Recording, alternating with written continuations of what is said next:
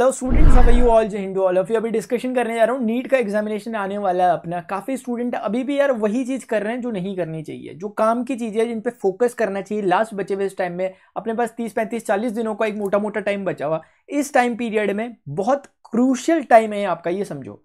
आपको इसमें कुछ गलतियां नहीं करनी चाहिए। हमें मॉक टेस्ट पे ज़्यादा से ज़्यादा ध्यान देना चाहिए, प्रीवियस ईयर क्वेश्चंस पे ध्यान देना चाहिए, लेकिन हम लगे हुए एक ही चीज़ को करने में, एक ऐसी घिसी पीटी चीज़ को करने में जिससे कभी भी आउटकम नहीं आएगा। आपको ये समझना होगा कि क्या करने से आउटकम आता है। स्पेशली मैं ज़्यादा बात नहीं करूंगा, मैं आपसे अब केमिस्ट्री के बारे में नहीं बात करूंगा, बायोलॉजी के बारे में बात नहीं करूंगा, वो मैं आप पर छोड़ देता हूं। आपने कहीं से जहां से भी तैयारी कर रहे जैसे कर रहे मान लेता हूं वहां आपका कुछ ठीक चल रहा, आप फंस रहे हो सिर्फ फिजिक्स में कैसे कवर करना है चीज़ों को। मैं ये वीडियो इसलिए बना पा रहा हूँ ना यार, क्योंकि देखो यूट्यूब में चीज़ें रहती हैं। जैसे कोई भी आम बच्चा होता है, जैसे कोई भी एक नॉर्मल स्टूडेंट है, मान लेते हैं वो कोचिंग जाता है नहीं जाता, ले देखे वो कोई भी टॉपिक होता है सर्च करता है यूट्यूब वगैरह में, देखता है कैसे करना है क्या करना है, बहुत सारी स्ट्रैटेजीज वगैरह मिलती है। एक स्ट्रैटेजी मैं भी आपको अपनी तरफ से दे रहा हूँ कि कैसे करके अपने बचे हुए टाइम में अपनी प्रिपरेशन को कर सकते हैं। मैं सिर्फ यहाँ पर ये नहीं है कि यार आपको हवा हवाई में बातें कर रहा हूँ कि ऐसा करो वैसा करो, प्रैक्टिकल बातें बोल रहा हूँ। बातें ही नहीं बोल रहा, सिर्फ मैं आपको बोल रहा हूँ कि भाई ऐसे पढ़, ऐसे पढ़ना है फिजिक्स में, चीजों को एक एक क्वेश्चन को ऐसे ऐसे करना है। हर क्वेश्चन कराता हूं। दिक्कत यहां पे यही आ जाती है कि मुझ जैसे और बाकी भी ऐसे टीचर्स कई कई जो पढ़ा रहे हैं, चीजों पे ध्यान दे रहे हैं, वो स्ट्रेटेजी वाली वीडियो बना के बच्चों को बता नहीं पा रहे, तो बच्चे उनसे डिस्कनेक्टेड रह जा रहे हैं और इस चक्कर में बच्चों का बहुत बड़ा लॉस हो रहा है। तो अगर आप ऐसे स्टूडेंट हैं जिनको फिजिक्स में जो पेन हो रहा है, जिनको फिजिक्स में प्रॉब्लम हो रही है, जिनको लग रहा है मेरा सिलेक्शन अटक रहा है तो फिजिक्स में अटक रहा है, हो सकता है आप में से कुछ ड्रॉपर्स हो जिनको पिछले 1-2-3 सालों से जो लगे हुए हो और फिजिक्स में बार बार रह जा रहे हो। क्योंकि बायो केमिस्ट्री जैसी चीजें क्या है कि पढ़ पढ़ के याद कर करके कहीं ना कहीं हो ही जाएंगी। मैं ये नहीं कह रहा कि सब कुछ याद करने वाला होता है, बायोलॉजी और केमिस्ट्री वगैरह में भी चीजें समझने वाली होती है, लेकिन फिजिक्स कंप्लीटली अंडरस्टैंडिंग बेस्ड है। अगर आपने अपनी स्किल डेवलप नहीं की है फिजिक्स में तो रह जाओगे। अब समझा रहा हूं आपको कैसे करना है लास्ट टाइम में काम। देखो अभी तक जो पढ़ना था, जैसे पढ़ना था पढ़ लिया। मैं उनके लिए बात कर रहा हूं जिनके पास सिर्फ 30-40 दिनों का टाइम बचा हुआ है पढ़ने के लिए। उनके साथ बात नहीं कर रहा जिनके पास एक नेक्स्ट अटेम्प्ट बचा। उनके लिए मेरी स्ट्रेटेजी बिल्कुल डिफरेंट होगी, ये वाली बिल्कुल डिफरेंट है। इसमें क्या है, आपने कभी भी एक काम करो, आपने आज तक ऐसा किया होना चाहिए, ऐसा एक्सपेक्टेड है आपसे कि आपने प्रीवियस ईयर क्वेश्चन जरूर देखे होंगे, 1-2 नहीं 36 देखे होंगे आपने। बाई चांस किसी कारण से नहीं देख पाए प्रॉपरली तो लेकर के हाथ में, अगर सुविधाएं अवेलेबल हैं आपके पास तो प्रिंट आउट निकाला करो पेपर का प्रॉपर। पीडीएफ से काम नहीं चलता, मजा नहीं आता। प्रिंट आउट लोगे, उसमें मार्क करोगे, ये सब करोगे, तब जाकर चीजें अच्छे से हो पाती है। अगर आप कैपेबल हो इस चीज में तो ऐसा करो। अदरवाइज अब सुनो, आप एक बार कुछ मत करो, लास्ट 10 ईयर्स का प्रीवियस ईयर क्वेश्चन देख लो, उससे बेहतर। देखो यार, मैं मेरे सामने बुक पड़ी हुई, मैं इवन देखो, चलो मैं पब्लिशर वगैरह कोई नाम आपको नहीं बताना चाहूंगा, लेकिन 36 ईयर्स नीट ऐसा है। मैं इसलिए कुछ ज्यादा नहीं बोलना चाह रहा क्योंकि ऐसा नहीं है कि कोई प्रमोशन टाइप है, लेकिन एक बताना चाह रहा हूं आपको कि इस तरह की बुक्स अवेलेबल होती है मार्केट में, इस तरह की बुक्स अवेलेबल होती है मार्केट में। अब अगर मैं पेजेस की बात करूं, 144 पेजेस हैं इसमें, और ये 144 पेजेस असल में 144 ट्वेल्थ के और 123 करीब करीब आपके 10th के 11th के, तो कुल मिला के 200-250 पेज की ये बुक है। और इस बुक में कुछ नहीं है, सारे के सारे प्रीवियस ईयर क्वेश्चंस है। ये बुक बोलती है 36 ईयर्स के NEET chapter wise topic wise solutions है। इस तरह की बुक आपके पास होना जरूरी है। मैं कोई पब्लिशर का नाम नहीं बता रहा, कोई बुक का वैसे नाम नहीं बता रहा, लेकिन जो भी आपने सुना होगा बुक जो कि अच्छे खासे पब्लिकेशन है, उनके वहां से ऐसी बुक अवेलेबल होती है, ले लेनी चाहिए आपको। उसकी हार्ड कॉपी, बच्चे सॉफ्ट कॉपी के जमाने में जी रहे, वो पीडीएफ है भाई, पीडीएफ तो जमा कर रही बहुत सारी, कुछ नहीं होगा। आपको 36 बुक होगी, कुछ नहीं निकलेगा सिलेक्शन। एक बुक होनी चाहिए, सिर्फ एक, और उस पर लग जाओ। एक देखो, आपके पास तरह तरह की बुक होनी चाहिए। एक आपके पास ऐसी बुक होनी चाहिए जिससे आपने डिटेल में स्टडी वगैरह की अपनी। हो सकता है आपने मॉडर्न एबीसी से पढ़ना चालू किया 11th-12th को, या आपने प्रदीप पब्लिकेशन से पढ़ना चालू किया, अरिहंत से पढ़ना चालू किया, किसी से भी कॉम्प्रिहेंसिव वे में अपने टॉपिक को पहचाना जाना, जो आप 11th-12th में करते थे। उसके बाद आपको सेकंड स्टेप में उतरना होता है। अब आपको क्या करना होता है कि ऐसी बुक चाहिए जो प्रैक्टिस करवाए आपकी, जिसमें एमसीक्यू हो। क्योंकि आपने पढ़ तो बहुत कुछ लिया, आपने एनसीईआरटी की लाइन बाय लाइन पढ़ ली फिजिक्स की, लेकिन उसे यूटिलाइज कैसे करना है एग्जामिनेशन में, क्वेश्चन बनेगा तो कैसे डील करना है, क्योंकि अल्टीमेटली वहां न्यूमेरिकल बनेगा, तो उस न्यूमेरिकल को कैसे डील करोगे। उसके लिए आपके पास एक ऐसी बुक होनी चाहिए, प्रैक्टिस बुक, जिसमें एमसीक्यूज हो और आप उन्हें करो और गलतियां करो ज्यादा से ज्यादा, ताकि आपको समझ में आ जाए क्या गलतियां नहीं करनी। अब आता है थर्ड नंबर, प्रीवियस ईयर का। प्रीवियस ईयर क्वेश्चंस आपके लिए एक बैकबोन है। कई बार क्या होता है, आप कोचिंग सेंटर में जा रहे हो सकता है, या आप कहीं से पढ़ रहे हो सकते हो, इधर उधर कहीं से भी पढ़ रहे हो सकते हो, या खुद के सेल्फ की बात नहीं कर रहा, इधर उधर से जब आप पढ़ते हो तो क्या होता है, कई बार टीचर्स या एजुकेटर्स अच्छे खासे क्वेश्चंस आपके हाथों में डाल देते हैं, जो काफी मतलब वेटेज वाले होते हैं। वेटेज मतलब कि जो हैवी कॉन्सेप्चुअल होते हैं, जिनमें अच्छा खासा कॉन्सेप्ट लग रहा होता है, घुस घुस के कॉन्सेप्ट लग रहा होता है। कई बार टीचर ऐसा करते हैं कि अपने बच्चों को थोड़ा और मजबूत बनाने के लिए वो जेई का क्वेश्चन डाल देते हैं नीट वाले बच्चों के लिए। एक मायनों में ये सही है, लेकिन एक मायनों में गलत हो जाता है।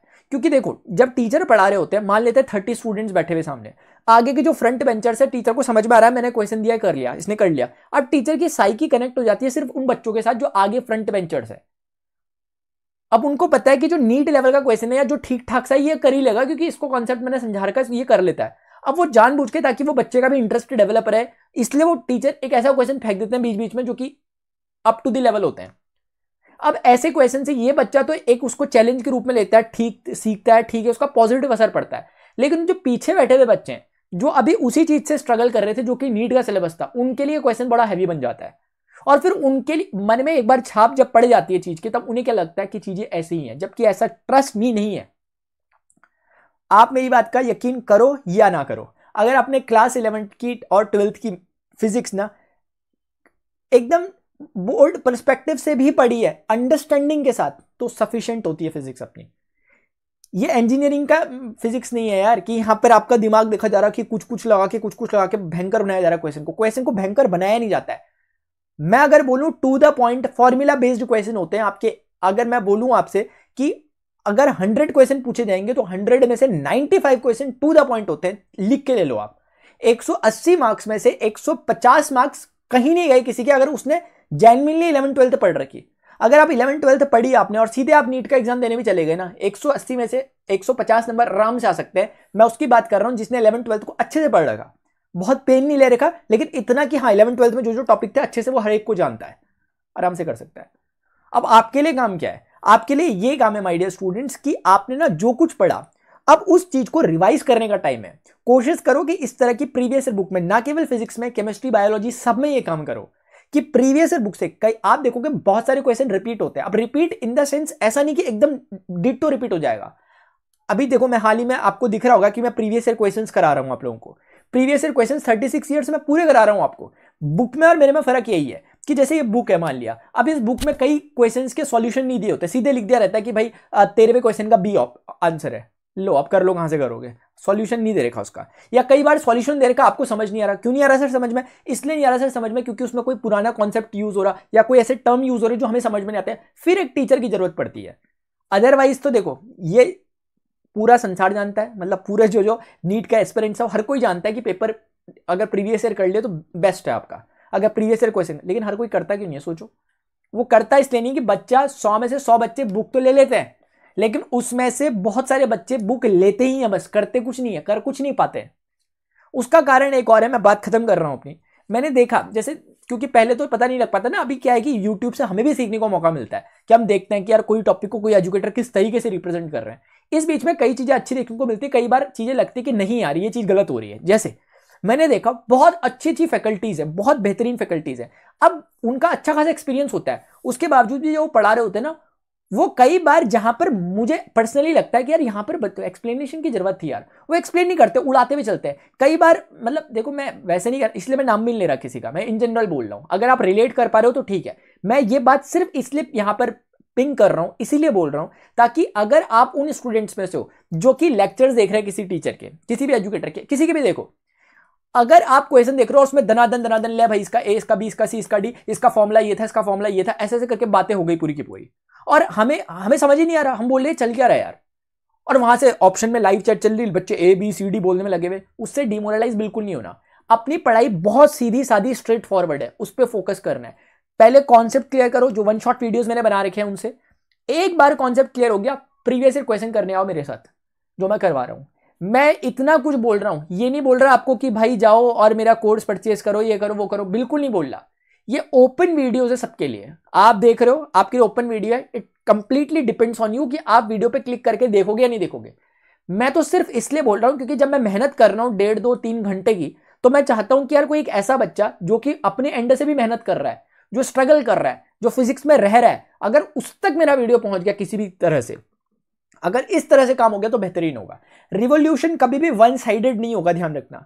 आजकल ट्रेंड चले होते हैं, ठीक है, अच्छा है, इंडिया ने बहुत अच्छा प्रोग्रेस की है एजुकेशन के फील्ड में, खासतौर से एडटेक के फील्ड में, कि यार इतने सारे हमें ऑप्शंस अवेलेबल हैं स्टूडेंट को, बहुत अच्छा। कोई कितना भी रिवॉल्यूशन ले आए, कुछ नहीं होने वाला। आप पर रिवॉल्यूशन तभी आएगा जब आप अपने एंड से रिवॉल्यूशन लाने की कोशिश करोगे। क्रांति एक तरफा नहीं होगी, दो तरफ से होगी। अगर यहां से कोई एजुकेटर्स, यहां से कोई चीज आप तक चीज कोशिश कर रही है कि अच्छे से अच्छा कंटेंट बना रही है इस तरह से कि आपकी अंडरस्टैंडिंग डेवलप हो, और वहां से आपको मतलब ही नहीं है इन चीजों से, कोई फर्क नहीं पड़ता, कोई फर्क नहीं पड़ता। दुनिया के बदलने से ना कुछ नहीं होगा जब तक आप नहीं बदलोगे। चीजें आएगी एकदम मॉडर्न होती रहेंगी चीजें, ये होता रहेगा, टॉपर आते रहेंगे एक से एक, पूरे में से पूरे नंबर 720 में 720 लाते रहेंगे, बहुत कुछ होता रहेगा, बहुत कुछ होता रहेगा। लेकिन जो बच्चा अपने आप में चेंज नहीं लाएगा वो वहीं का वहीं रह जाएगा, ये बात लिख के ले लो आप, ठीक है। तो मेरा तो डिस्कशन ही उनसे रहता है यार जो सीरियस है, जो सीरियस एस्पिरेंट है। 15-20 लाख तो बच्चे फॉर्म भर रहे, बताओ हर कोई सीरियस नहीं है। अब आप सिर्फ अपने आप से क्वेश्चन करो, आप 15-20 लाख को मत देखो, आप अपने आप से करो कि क्या मैं सीरियस हूं यार, क्या मेरी प्रिपरेशन उस लेवल की चल रही है, क्या आपकी प्रॉब्लम जेन्युइन होनी चाहिए। आपको देखो आप बहुत कोशिश कर रहे हो, समझ नहीं आ रहा, वो बात मैं उसके साथ हूं, बच्चे के साथ। अब लेकिन एक ऐसा बच्चा है, जैसे कई बार क्या होता है ना, पेरेंट्स से मिलते हैं तो पेरेंट्स कहते हैं कि यार हमारे बच्चे का ना दिमाग बहुत तेज है, वैसे पढ़ता नहीं। मुझे मजा नहीं आता इस स्टेटमेंट में, मुझे मजा ही नहीं आता इस स्टेटमेंट में। मैं नहीं सपोर्ट करता इस स्टेटमेंट का कि भाई हमारा बच्चा ना दिमाग तो बहुत तेज है लेकिन ना वो यूज नहीं कर। भाई इतना दिमाग सबके पास ही है, दिमाग वही तो असली गेम वही है, यूज करना ही असली गेम है। ये तो सवाल ही नहीं है कि आपके पास दिमाग ज्यादा है कम है, आपका आईक्यू तेज है, वो है जो उसको यूटिलाइज कर रहा है, जितना भी उसके पास है, जितना प्राप्त है उतना ही पर्याप्त है। बस ये बात ध्यान रख के जो कर रहा है वो अच्छा कर सकेगा। आप देखना डिस्क्रिप्शन में जाओ, मैंने व्हाट्सएप का अपने डिस्क्रिप्शन में टेलीग्राम व्हाट्सएप वगैरह ग्रुप वगैरह बना रखा है, सिर्फ हेल्दी डिस्कशन के लिए, सिर्फ पढ़ाई के लिए, ताकि मैं आपको वहां पर अपनी जो भी नोट्स वगैरह हैं, जो कुछ चीजें रेलेवेंट चीजें जहां पर अपना गाइडेंस मैं आपको दे सकूं, वो चीजें वहां रखी हुई है मैंने। और आपको मिलेंगे वन शॉट वीडियो लेक्चर्स, और दूसरा आपको मिलेंगे 36 ईयर्स के प्रीवियस ईयर क्वेश्चंस के मैं चैप्टर वाइज कंप्लीट कर रहा हूं। अभी मेरा एसएचएम का चल रहा है, देखो इधर दिखाता हूं, रुक जाओ। ये देखो, ये आपको दिख रहा है, ये एसएचएम के क्वेश्चंस चल रहे हैं, देखो 63 ऐसे 70 क्वेश्चन है लगभग हर एक चैप्टर में करीब करीब। और हर एक क्वेश्चन को मेरा बिल्कुल भी मोटिव इस तरह का नहीं है कि मैं क्वेश्चन करा रहा हूं और क्वेश्चन बस आंसर आ जाए। मेरा मोटिव है कि हर एक क्वेश्चन में आपका कॉन्सेप्ट बिल्ट हो, और क्योंकि कॉन्सेप्ट बार बार अपने आप को रिवाइज करवा रहा है क्वेश्चन अपने आप, तो उससे आपका कॉन्सेप्ट बहुत ज्यादा मजबूत होता रहता है। बस यही मेरा इसमें लक्ष्य है कि आप लोगों के साथ में इस तरह की चीजें करूं। और मैं ये तो लिख के दे सकता हूं कि जो भी बच्चा इन लेक्चर्स को फॉलो कर रहा होगा ना, वो बहुत जबरदस्त काम कर देगा, बहुत बहुत जबरदस्त काम कर देगा, ठीक है। अभी तक मैंने ऑनलाइन में नीट को पढ़ाना चालू नहीं किया था, अभी तक मैं ऑफलाइन में ही नीट को पढ़ा रहा था। अब मैंने पहली बार यहां पर ऑनलाइन में नीट के लिए पढ़ाना चालू कर दिया, क्योंकि इससे पहले मैं एनडीए मैथमेटिक्स वगैरह पढ़ा रहा था, वो भी कोर्स मेरी तरफ से खत्म हो गया, क्योंकि बार बार चीजों को रिन्यू करके मुझे फायदा नहीं लग रहा। मुझे लग रहा है कि मैं एनडीए की मैथ्स पढ़ा सकता था, मैंने पढ़ा दी, उसका कोर्स बन गया 70 वीडियो लेक्चर से, जो एनडीए वाला वो पढ़ लेता है। ऐसे ही मैं नीट का एक बार पूरा का पूरा कंप्लीट पैकेज बना दूंगा, नीट हो जाएगा। दूसरी तरफ मेरा यूपीएससी का चल रहा है, मैं करूंगा, हो जाएगा।